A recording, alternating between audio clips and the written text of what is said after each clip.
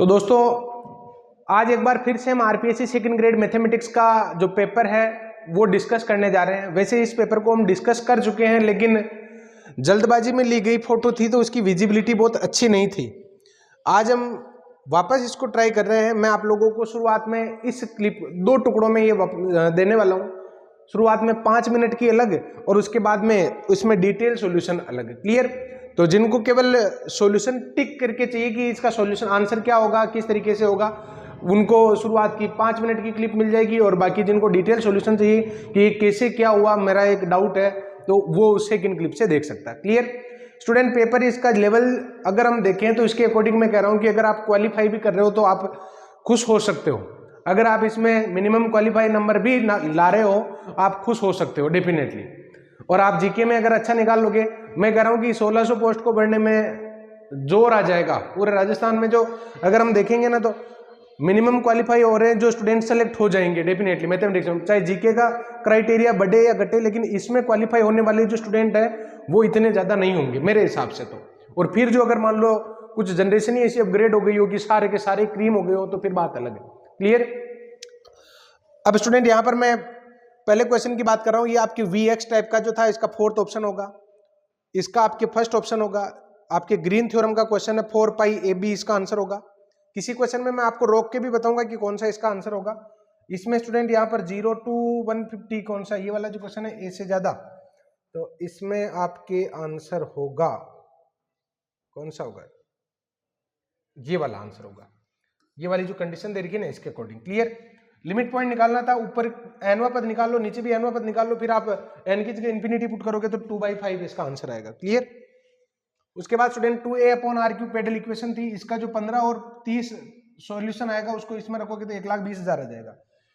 इस क्वेश्चन को लास्ट जो अपना डिस्कस किया था उसमें 2-3 क्वेश्चन में मुझे मिस्टेक भी पकड़ में आई, तो इनमें से एक क्वेश्चन ये भी था जिसमें मैंने 10 आंसर बताया था। इसका वापस मैं बता रहा हूँ कि हमें ऐसे लेने हैं, ऐसे उपसमुच्चय बनाने हैं जिसमें सी तो हो लेकिन डी नहीं हो, तो डी को तो गायब कर ही दो। अब सी के कौन कौन से बन सकते हैं?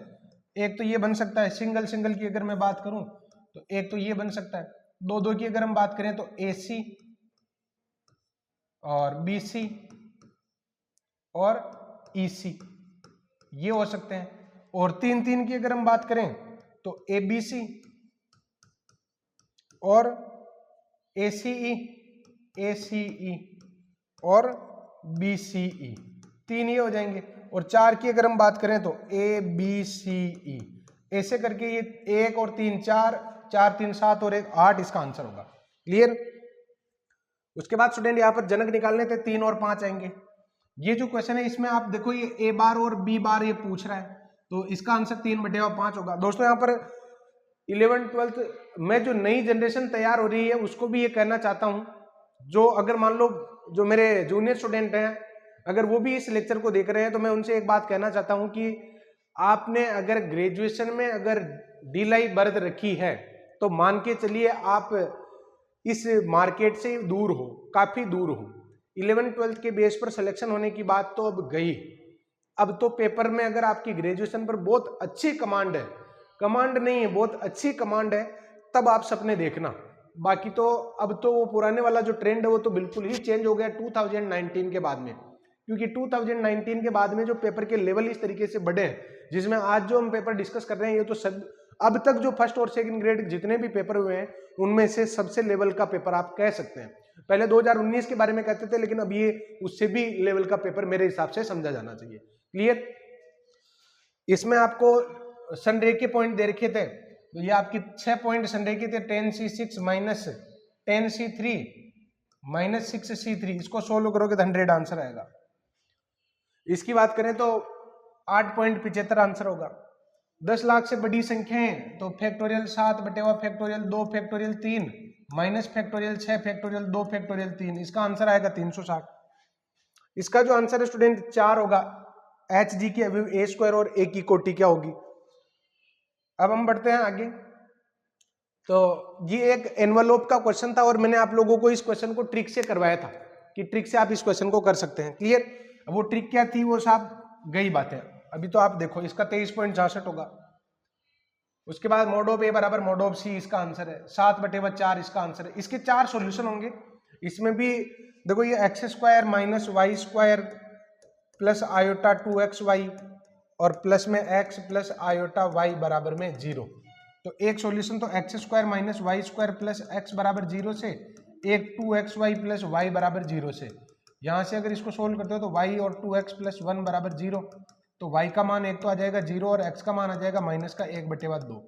तो y बराबर 0 इसमें रखोगे, y बराबर 0 अगर आप इसमें रखोगे तो x की वैल्यू आ जाएगी आप एक्स स्क्वायर माइनस एक्स बराबर 0, यानी 1 और 0। तो एक तो आ जाएगा 1 0, एक आ जाएगा आपके 0 0। फिर x की वैल्यू अगर आप 1/2 रखते हो इसमें, तो इसको सोल्व करोगे, x की वैल्यू अगर आप 1/2 रखते हो ना, 1/4 प्लस 1/2 बराबर में y स्क्वायर। तो y का मान आ जाएगा आपके प्लस माइनस √3/2। क्लियर?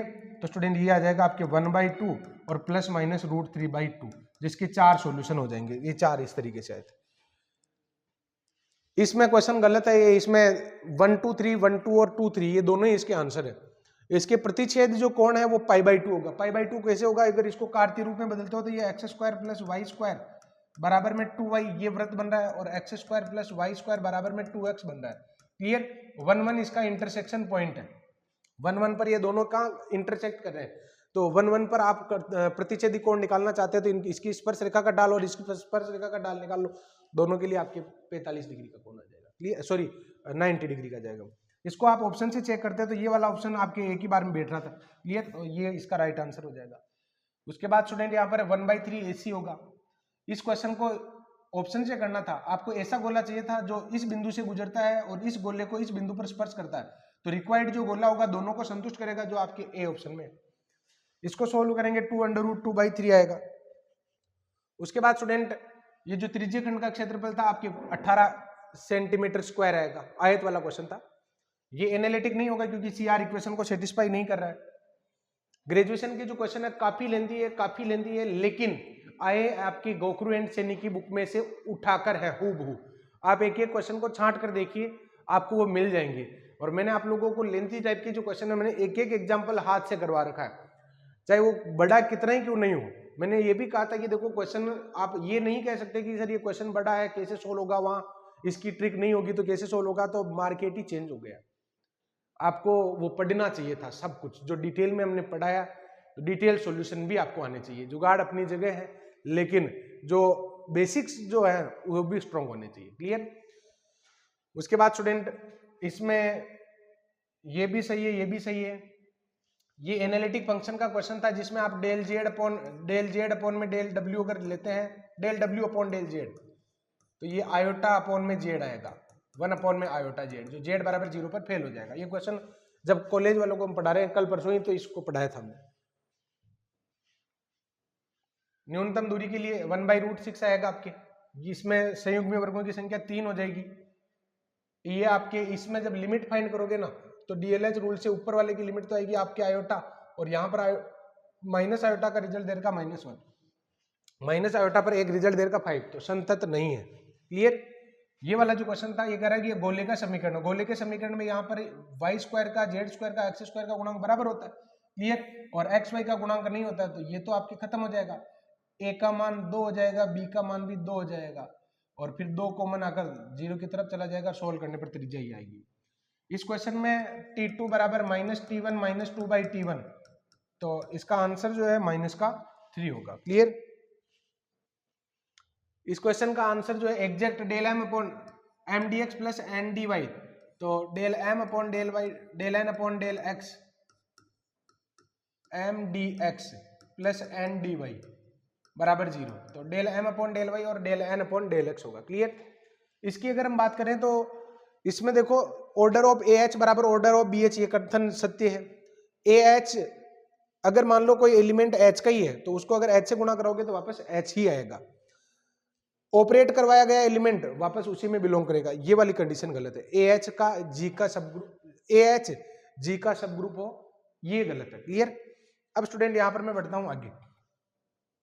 ये जो क्वेश्चन दे रखा है इसमें स्टैंडर्ड क्वेश्चन है, 3 जनक अगर लंबवत होते हैं तो tan इनवर्स √2 होता है, और 3 अगर समतल लंबवत होते हैं तो cot इनवर्स √2 होता है। उसके बाद स्टूडेंट ये 9x 122 का घन का रूट 9x + 8 ही इसका आंसर है। इस क्वेश्चन में जो आंसर दे रखे हैं उसके अकॉर्डिंग यही इसका राइट आंसर है, इसमें कोई ऑब्जेक्शन नहीं है। और ये वाला क्वेश्चन आपके गोकुल एंड सैनी में दे रखे हैं, ये सारे ही क्वेश्चन, ये भी तीनों ही जो क्वेश्चन है सारे के सारे आपको मिल जाएंगे। इसका आंसर आपके a² b² c² अपॉन 48 होगा। इसका gamma a+1 upon log a की पावर a+1 0 से पाई इसका आंसर होगा। अभी इसमें देखो 2-3 कंफ्यूजन है, लेकिन इसमें मेरे अकॉर्डिंग जो आंसर है वो 0 से पाई है, फिर भी इसके लिए हमें वेट करना चाहिए। इसका आंसर 2a² होगा। Mod of α1 less than mod of α2 इसका आंसर होगा। या तो अपभ्रष्ट होगा या कोई हल नहीं होगा, आद्य समस्या अगर अपरिबद्ध है तो। इसमें कैसे करना था, न्यूनतम ध्रुवांतर की लंबाई निकालनी थी। इसमें सीधा सा ऐसा था कि ए बी बराबर आप 1 मान लो, तो ये 1/x² प्लस 1/y² बराबर आ जाएगा। तो x² प्लस y² बराबर x² y²। तो इसमें अगर आप x² प्लस y² की जगह वैल्यू रख देते हैं तो ये रिजल्ट आपके इस प्रकार बन जाता है, r⁴ cos² theta sin square theta. x बराबर r cos थीटा, y बराबर r sin थीटा रखेंगे तो ये आ जाएगा 1 बराबर r sin theta cos theta. ये क्या कह रहा है, r बराबर क्या आ गया 1 अपॉन में sin थीटा cos थीटा। ये हमें कह रहा है कि r का न्यूनतम ध्रुवांतर रेखा की न्यूनतम लंबाई, तो न्यूनतम लंबाई के लिए आप इसको 2 से ऊपर नीचे गुणा करवा देंगे तो 2 अपॉन में sin 2 थीटा आ जाएगा। तो r का मान न्यूनतम कब होगा, जब ये रिजल्ट जो है सबसे ज्यादा होगा। तो r मिनिमम की वैल्यू आ जाएगी आपके 2 आ जाएगी। तो a और b का मान 1 रखोगे तो ये आंसर आ जाएगा। क्लियर। ये जो क्वेश्चन है स्टूडेंट, यूनिफॉर्म कन्वर्जेंट होने के लिए p ग्रेटर देन आप क्या लेंगे 1 लेंगे। हालांकि इसमें q क्लियर नहीं है, लेकिन जो ऑप्शन दे रखे हैं उसके अकॉर्डिंग p ग्रेटर देन 1 इसका राइट आंसर होगा। किस अनुपात में काटता है, 5:7 में। ये जो सीरीज दे रखी है ये यूनिफॉर्म कन्वर्जेंट नहीं है। ये फॉर्मूला बेस्ड क्वेश्चन था, न्यूमेरिकल एनालिसिस का 11/2 फैक्टोरियल 2 इसका आंसर आएगा। इसकी बात करें तो ये n बराबर 1 रखने पर ही सेटिस्फाई हो रहा था, जो आपके 4th ऑप्शन पर जाएगा। इसकी जब आप लिमिट फाइंड करेंगे तो कटान बिंदु आपके इसमें 0 से 2 आ जाएगा और x³ - x - 6 dx, इसको सोल्व करोगे 10 इकाई आ जाएगा। ये जो क्वेश्चन दे रखा है उसका f/2 आंसर होगा। फिर इसकी बात करें तो इसमें अति परवलय और परवलय दोनों में मुझे कंफ्यूजन है। कंफ्यूजन ये है कि ये आपके मान लो x है, ये y है और ये z है। जो समीकरण दे रखी है ना, ये शंकु आपके ऐसे बनेगा, जिसको अगर xy समतल के समानांतर काटते हैं तो यहां से अगर काटते हैं, ये xy समतल है उसके समानांतर काटेंगे ना, तो भाई एक जगह से अगर काटते हो तो ये आपके परवलय बनेगा, और अगर मान लो 2 जगह से काटते तो ये अति परवलय नहीं बनेगा, परवलय ही बनेगा, परवलय ही बनेगा। क्लियर। इसका आंसर आपके आवर्तकाल निकालना था, जो नॉर्मली सिंगल फंक्शन देते थे, इस बार ज्यादा दिए 42 पाई आएगा। इसका प्रसरण होगा, प्रसरण में कोई चेंज नहीं आएगा। ये क्वेश्चन मैंने आप लोगों को डिटेल में करवाया था उड़ान बैच में, इस टाइप का, कि एक एग्जाम्पल लेकर काफी डिटेल में, जो लास्ट लेक्चर था ना उड़ान बैच का, उसमें ये क्वेश्चन लिया था मैंने। फाई ए बराबर फाई बी हो तो ए बी इनवर्स कर्नेल में बिलोंग करना चाहिए। W = Z - 1 और x² + y²। हालांकि इसमें एक टेक्निकली चीज है, अगर आपका ध्यान नहीं गया हो तो W = U + i v होना चाहिए, लेकिन वह ठीक है नहीं लिखा है, लेकिन U इसका आंसर है, U बराबर 0। क्लियर। ये 0 पावर का होमोजेनियस था, इसमें 0 इसका आंसर आना था। गलत कथन कौन सा था, न्यूटन की गति के नियम शुद्ध गतिकी के अंतर्गत नहीं आते हैं। क्लियर। शुद्ध गतिकी के अंतर्गत आते हैं, ये 4th ऑप्शन। ये आपके ऊपर x - ऐड कर दो और अल्फा घटा दो तो cos अल्फा और sin अल्फा इसका आंसर आ जाएगा। इसकी जो PDF है वो भी मैंने आप लोगों के टेलीग्राम ग्रुप पर डाल दी है, जिसमें काफी डिटेल में मैंने सॉल्यूशन लिख रखा है, आप चाहें तो उसको देख सकते हैं। fx बराबर आपको दे रखा x³ + 5x + 1, तो इसका डेरिवेटिव।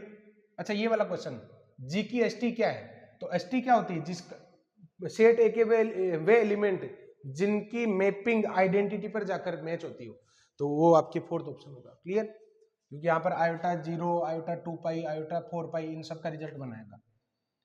ये जो रिजल्ट है x³ + 5x + 1, इसमें अगर आप f' निकालते हैं तो x² + 5 आएगा, जो always greater than equal 0 increasing function है, तो 1 1 1 2 होगा। इसको पोलर फॉर्म में चेंज करना था, a इसका आंसर होगा। इसका आंसर आपके 33.9 होगा। हालांकि कैलकुलेशन जो है मैंने नहीं करी है, लेकिन इसका आंसर 33.9 है। क्लियर। और आप इसको देख लेना, मैं इसमें अभी श्योर नहीं हूँ क्योंकि काफी कैलकुलेटिव था, तो केवल एक गेस लगाया हमने।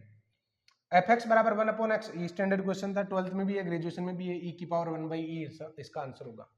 68 वाला जो क्वेश्चन है इसको डायरेक्ट जुगाड़ से कर सकते थे, देखो ना 2 3 अच्छे हैं, ये क्या एक्स वाई वाला ना, तो एक्स वाई वाले में 2 3 अच्छे, 6 2 12, फिर वाई जेड वाला ना 18 2 36 माइनस का चिन्ह, और जेड एक्स वाला है ना तो 12 12 2 24, ये इसका आंसर हो जाएगा। क्लियर, तो इस तरीके से कर सकते थे। ये क्वेश्चन काफी कैलकुलेटिव क्वेश्चन है और ये हायर कॉम्प्लेक्स में आप लोगों को चैप्टर 2 में या फर्स्ट में ही मिल जाएगा, जेड में लिमिट निकालनी है, तो उस तरीके से नहीं करना था, ये डीएलएच रूल को फॉलो कर रहा था, आप डायरेक्ट डीएलएच लगाओगे ना तो ये क्वेश्चन डेफिनेटली हो जाएगा। क्लियर, इसका आंसर 2√2p है, परिणाम ही निकालना था। एबीसीडी के विकर्ण बराबर होने चाहिए। इस क्वेश्चन का आंसर एक परवलय ही है डेफिनेटली, कि इस पृष्ठ के एनवेलोपी बेलन जिनके जनक जेड एक्स के लंबवत है, जनक जेड एक्स के लंबवत है ना, जनक जेड एक्स नहीं है, जनक जेड एक्स के लंबवत है, और समतल जेड बराबर 0 को मिलते हैं, तो परवलय इसका आंसर है। परिणाल की सदिश में डाइवर्जेंस 0 होता है, तो ये आपके 3 आ जाएगा। इस क्वेश्चन में आप a प्लस बी माइनस सी बराबर 45 डिग्री, b प्लस सी माइनस ए बराबर 60 डिग्री, जिसको सरल करेंगे तो 60.5 डिग्री आ जाएगा। ये आपके 2:1 में चलेगा, 2:1 में, इधर आपके परिकेंद्र लंब केंद्र, और ये 2:1 में जब इसको सरल करेंगे तो ये आंसर आएगा इसका। ये ऊपर से भी कोण के शेप में, नीचे से भी कोण के शेप में है, और बीच में एक पाइप जैसा शेप है, तो ये वाला आंसर होगा। अनंत स्पर्शा निकालनी थी y x के समानांतर, तो y का जो गुणांक है वो ये होता है, जो ये आपका आंसर हो जाएगा। इस क्वेश्चन में ये आपके डायरेक्ट ही दे रखा है, उसमें हायर कॉम्प्लेक्स में चैप्टर 1 में इनवर्स पॉइंट का जब हम डिस्कस करते हैं तो ये बिल्कुल एक कॉन्सेप्ट में दे रखा है, जिसमें ए नहीं है हालांकि, लेकिन बाकी पूरा का पूरा आपके मैच है इसमें। क्लियर, गोखरू एंड सैनी वाली बुक में से मैंने आप लोगों को पहले भी कहा था, देखो आप है ना गोखरू एंड सैनी वाली जो बुक है ना, इसको उठा लीजिए, इससे आपके डेफिनेटली सारे क्वेश्चन मैच होंगे। हम डिपेंड हो जाते हैं या कंफ्यूज हो जाते हैं, क्योंकि अब आप कंफ्यूजन भी जायज है कि अगर आपने सीबीएच की बुक पढ़ी होगी तो आप सीबीएच की ही बुक के बीच चलो, किसी ने गोखरू एंड सैनी की बुक पढ़ी है तो वो उससे थोड़ा कंफर्टेबल रहता है कि यार मेरी तो देखी हुई बुक है। लेकिन स्टूडेंट जब ट्रेंड बदलता है तो आपको बदल जाना चाहिए। आगे से ध्यान रखिए, भविष्य में जब भी इस प्रकार के एग्जाम देते हो आप लोग पहले 1-2 साल की तैयारी करना, क्योंकि 6 महीने की तैयारी और साल भर की तैयारी तो अब कम पड़ने लग गई, अब तो 1.5-2 साल की तैयारी चाहिए। आने वाले 2024 में जो वैकेंसी आएगी उसके लिए आप तैयारी करना, 23 में तो कोई वैकेंसी नहीं आएगी, 24 में जो वैकेंसी आए उसके लिए आप लोग अभी से प्रिपेयर करने लग जाना। अभी से अगर तैयारी करोगे डेफिनेटली आपके कॉन्सेप्ट जो है ना बेसिक से ही अच्छे हो जाएंगे, क्योंकि बहुत सारे स्टूडेंट ने कोरोना की में जो निकाली है ना ग्रेजुएशन, उनकी बहुत स्थितियां खराब है, उन स्थितियों को सुधारने के लिए ध्यान रखें। क्लियर, और काम करने लग जाए अभी से। ये क्वेश्चन आप डायरेक्ट ऑप्शन में पुट करते हैं ना तो ये आपका आंसर आ जाता है, जैसे W में आप ये रख दो तो ये आंसर आ जाएगा। ये आपके एस्ट्रॉइड टाइप का है तो 3/8 पाई ये भी आंसर होगा। क्लियर, ये करवा रखा है हमने, ये सारे के सारे क्वेश्चन आप लोगों को अपने नोट्स में मिलेंगे दोस्तों। परिवहन समस्या को हल करने के लिए इस प्रकार प्राप्त हल सुसंगत नहीं है। एक कण अचर गति से समतल वक्र को वर्णित करता है और इसका परिणामी त्वरण अचर है, तो पथ क्या होगा, तो वृत्त होगा। वृत्तीय पथ में एकदम इक्वली चलेगा तो अचर त्वरण चलेगा उसमें। ऑप्शन से ही कर लेते हैं इस क्वेश्चन को, तो x का मान 0 रखने पर y का मान 0 आना चाहिए, x का मान 1 रखने पर y का मान 1 आना चाहिए, जो फोर्थ ऑप्शन में हो रहा है। ये आपके दोनों ही क्वेश्चन जो है उससे हैं डिफरेंस कैलकुलस, डिफरेंस इक्वेशन से, अंतर समीकरण, इसका फोर्थ आंसर होगा। इसका परिमेयकरण करवा लेना, 1/2 आंसर होगा। इसमें क्वेश्चन को कैसे करेंगे, 10 व्यक्तियों में से 4 पुरुष 2 महिलाएं 4 बच्चे हैं, 4 व्यक्ति चुने जाने हैं, तो निश्चित रूप से 2 बच्चे चुनने हैं, तो 4 व्यक्ति चुने जाने हैं 10C4, और निश्चित रूप से 2 बच्चे चुनने हैं तो 4 में से 2 चुन लो और बचे हुए 6 में से 2 चुन लो, तो इसका आंसर 3/7 आ जाएगा। अगला जो क्वेश्चन है इसका आंसर 0 आएगा। ये वाला जो क्वेश्चन है स्टूडेंट इसका 11th क्वेश्चन होगा। लास्ट लेक्चर में मैंने इसका आंसर जो है गलती से आप लोगों को शायद 5 बता दिया था, तो इसमें भी चेंज है। क्लियर, उसके बाद इस क्वेश्चन की अगर हम बात करें तो इस वक्र के अभिलंब, ये आपके अतिपरवलय दे रखा है, इसके अभिलंब के समीकरण जो इसके समानांतर है, और चारों ही ऑप्शन जो है ऑप्शन से देखने पर तो नहीं हो रहे क्योंकि चारों ऑप्शन जो है इसके समानांतर ही है, इसका आंसर आपके +-8 होगा। इस क्वेश्चन की अगर हम बात करें तो एक समान यूनिफॉर्म नहीं होने का बिंदु है, तो इस क्वेश्चन में मुझे डाउट है। फिलहाल के लिए मैं 0 पर हूं, लेकिन इस क्वेश्चन पर फिर भी मुझे डाउट है। क्लियर, क्योंकि पॉइंट पर एक समान यूनिफॉर्म होने का कॉन्सेप्ट शायद नहीं है, फिर भी इसके लिए हम वेट करते हैं। इसमें स्टूडेंट यहाँ पर आपका आंसर सम्मित तो नहीं है, क्योंकि 6 12 है तो 12 6 नहीं है, तो सम्मित नहीं है, तो 2 ऑप्शन तो ऐसे ही गलत हो गया। क्लियर। अब स्वतुल्य और संक्रामक, स्वतुल्य तो है क्योंकि खुद का खुद के साथ संबंध है, संक्रामक भी है। देखो 3 6 और 6 12 है ना, तो 3 12 भी मिल रहा है, और बाकी तो कोई कॉम्बिनेशन ऐसा है ही नहीं जिसमें ए बी बी सी और ए सी ढूंढना पड़े। क्लियर। उसके बाद स्टूडेंट ये फॉर्मूला बेस्ड था, 0 से 2 पाई लिमिट हो जाती है अंडर रूट में dx अपॉन डी थीटा का होल स्क्वायर और plus dy upon D theta का होल स्क्वायर, जिसका आंसर ही आएगा।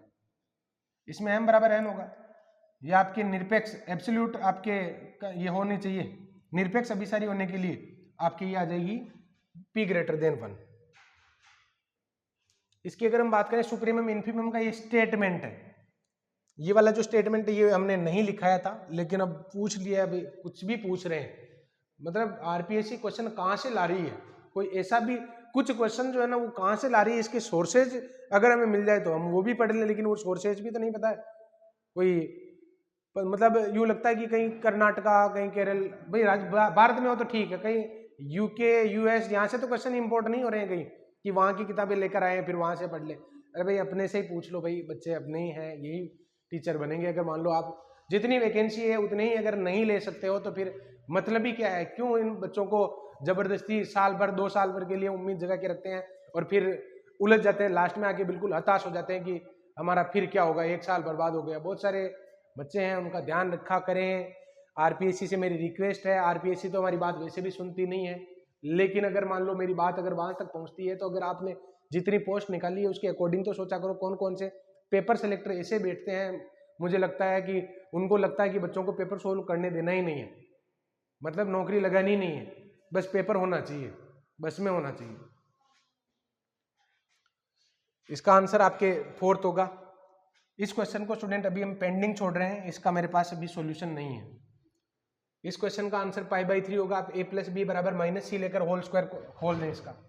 इसकी अनंत स्पर्शियां अक्षों के समानांतर ये वाली आ जाएगी, ये इसका आंसर हो जाएगा।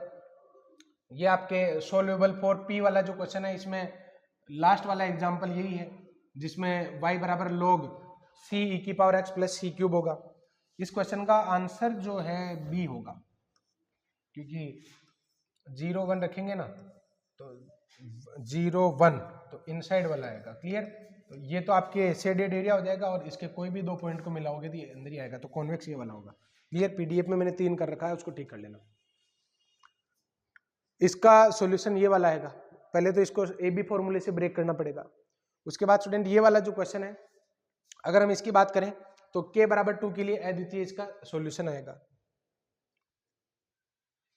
इसमें आप इसके जो रिजल्ट आएंगे ना, x बराबर 2 और x बराबर 3, उसको इसमें रख दो। क्लियर। वो उसको भी सेटिस्फाई करेगा, तो a - b बराबर 13 आएगा, तो ये वाला आंसर आ जाएगा। क्लियर। ये आपकी वेक्टर कैलकुलस में जो गॉस डाइवर्जेंस थ्योरम है उसमें ये क्वेश्चन दे रखा है, स्टोक थ्योरम का क्वेश्चन दे रखा है। 0 इसका आंसर आया था, क्योंकि डेल क्रॉस एफ निकालेंगे तो रिजल्ट 0 हो जाएगा।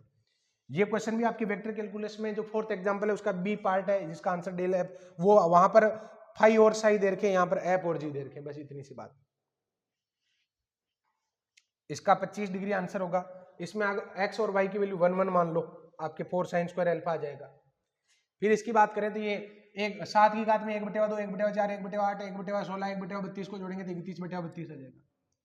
इसकी ध्रुवी का समीकरण ये वाला होगा, 8 0 का कॉम्बिनेशन। इसके प्रतिलोमी की जो संख्या है स्टूडेंट, इसमें 1 भी हो सकता है, 2 भी हो सकता है।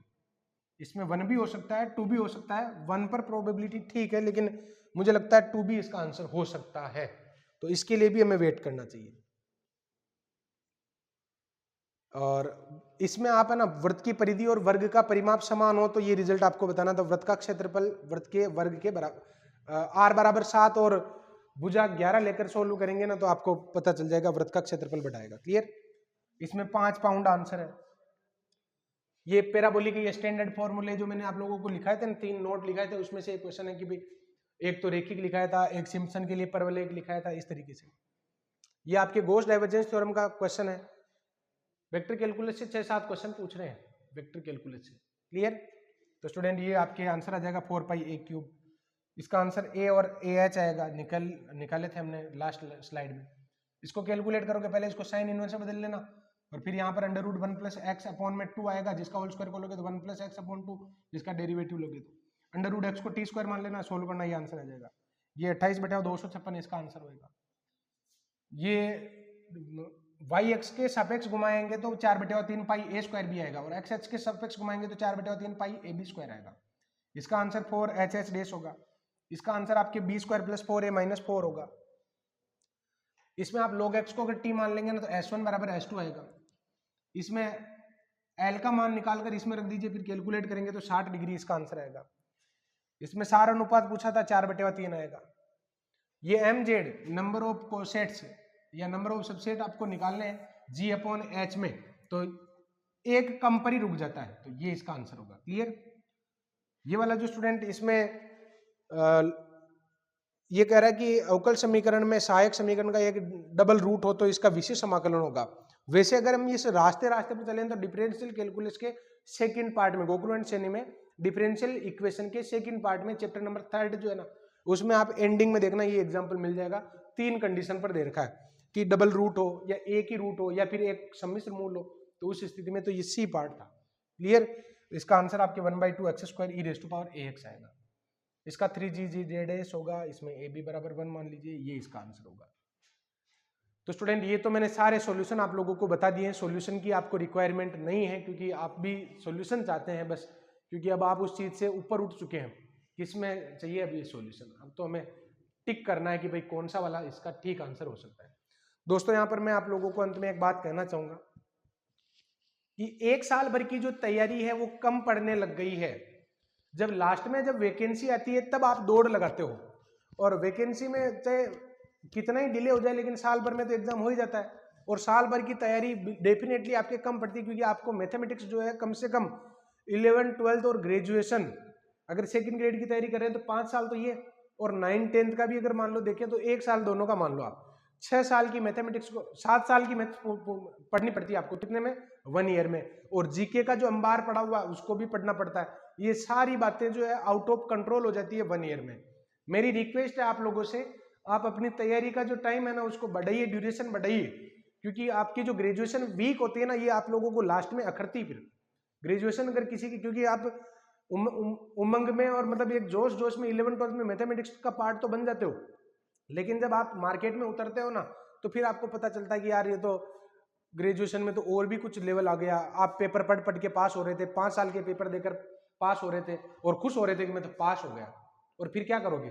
फिर जब आप यहाँ पर उतरते हो आपको जरूरत पड़ती है कि मैं टीचर बन जाऊँ क्या, तो फिर आपको लगता है कि यार ये तो कहीं ऊपर ही लेवल का है, कि ये तो देखा ही नहीं था हमने, तो कभी देखा ही नहीं था, ऐसा भी होता है क्या? तो ये ऐसी बातें हैं दोस्तों। मेरी रिक्वेस्ट आप लोगों से, जो नई जनरेशन तैयार हो रही है उनसे मैं कहना चाहता हूं कि अगर आप लोग आज ही अगर मान लो इस बात को, मैं क्योंकि आपके लिए तो बहुत लंबा टाइम है ना, तो मैं आप लोगों को ये कह रहा हूं कि आप 11th 12th तो पढ़ते ही हैं, साथ ही साथ ग्रेजुएशन में हर एक पॉइंट इतना बारीक और सटीक क्लियर होना चाहिए कि आप लोग अगर टीचर बनने का सपना देखते हैं तो आपको आपका सपना पूरा हो सके, अदरवाइज नहीं होगा, मान के चलिए आप।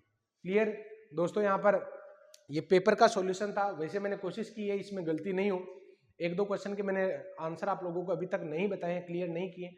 फिर भी अगर आप लोगों को अगर कोई डाउट है किसी क्वेश्चन में, आप कमेंट करें, उसको वापस मैं रिवाइज करके देखूंगा और आपका कमेंट जो है वहीं पर मैं आंसर बता दूंगा। क्लियर?